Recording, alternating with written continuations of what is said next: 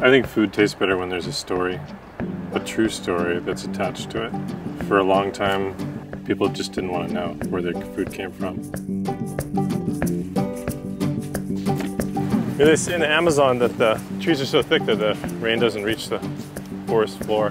Hopefully this will be a similar situation. Yeah, we can't do much until our canopy appears. We also have a little wind that seems to be rising at the moment. No, it'll be fun, it'll be dramatic, it'll be all we can do. This is an adventure dinner. Overlooking the city with the skyscrapers and everything. I think that there's a great number of people that are excited that things are on the fly, that it's not predictable, that it's not a catering event, that they don't see the same old shit, doing it right here and now. We have the people that grew the food. I think this is better. So I think with the rise of interest in food and chefs and local foods, to show those places where food comes from, to meet the people that produce good food, that is something significant, something culturally enriching. We needed the table, we needed that image of the table and everybody celebrating together, and the farmer and, you know, the folks having everything to do with the meal. And so the dinners have evolved from an effort to provide a place that these kinds of values can be celebrated. We don't know what we're going to cook until we meet the people that grow the food, make the cheese, raise the animals. The menu evolves from those visits. We're having scallops from right over the border in Mexico. Duck prosciutto wrapped with Baja scallops. Wait, that's duck? And local halibut tartare. And it being fall, we have a roasted chestnut and squash soup. Also, we have a farmer from the Lucerne Valley, which is near here, coming out with his potatoes. And the main course, the whole roasted red wattle pig. And we're serving that at Wattle's farm. That's pretty good. What's most important is that an idea like this can open up people's minds to different possibilities, can enrich communities in that people can understand where their food comes from and also understand challenges and experiences of urban farmers, gardeners, and producers. I think that's an important and interesting story. Talking about the Absolut project to create a meal from the 5 barrows, I saw that I could do something meaningful and interesting. I started here to try and make a difference. I'm still trying to make a difference, but there is no time for me that I'm going to stop, say I'm finished. I don't see that. I hear a lot be going through this economic crisis. I don't know, I know about it, but that's not bothering me. I mean, I never had a lot anyhow, but I've always been happy. Only when it comes to say there'll be no more food, that will bother me. That's my cup of tea in a way. I can do something about that. 15 years ago, this wasn't this was a dumping ground, a huge dumping ground. 15 years ago, you couldn't come through here.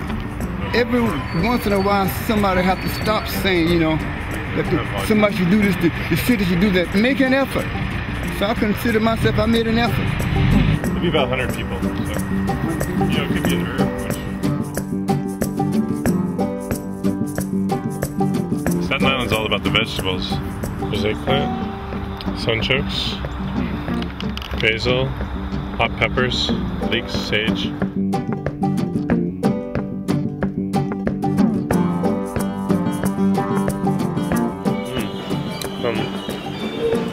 Wow, that's good. This farm is part of East New York Farms, which is an organization that's kind of dedicated to food access in the area of East New York, which is second to last stop on the food train. And we went from one gardener on the side of the street to 20 vendors and every Saturday, and kind of growing culturally appropriate crops. So really trying to get food into the economic access kind of system in East New York. Well, this is not anything. I told them I need this whole thing myself.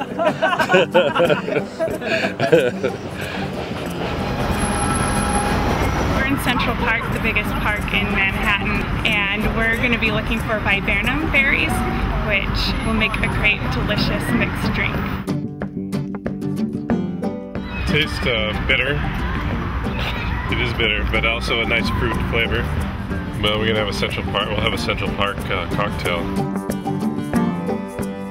We have a pretty unique opportunity, just being situated in the city, you know, to educate people about where their food comes from. be able to provide fresh local produce to people. That's a lot of pumpkin pie out there. We have ingredients. I mean, do you think it's possible that this could be our pig? I mean, it's possible. We're not doing pigeons or rats. Or you could do fish. We'll talk about the pig. And now that we've met our meat, not to know it, fish sounds great. Or potential rooster on the menu. If we can catch that. Tomato, vodka, yeah, there you go. Bloody Marys.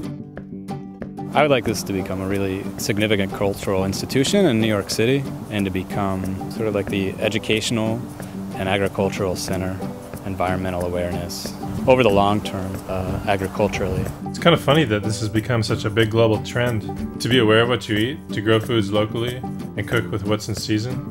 That's always been the way we do it. My hope is that this dinner will raise awareness of the great benefits urban farming can have on communities, health, and the quality of our food. But enough of all that. Let's eat.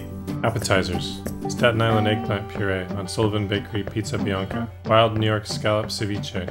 First course, Brooklyn cranberry beans, roasted beets, heirloom tomatoes, and basil. Second course, Rockaway striped bass with Bronx sunchokes, collard greens, carrots, and rosemary. The main course, Queen's roasted heirloom pork with chard and tomatillo, roasted leeks, and pepper compote. And finally, for dessert, Queen's pumpkin tarts with Bronx honey and sage.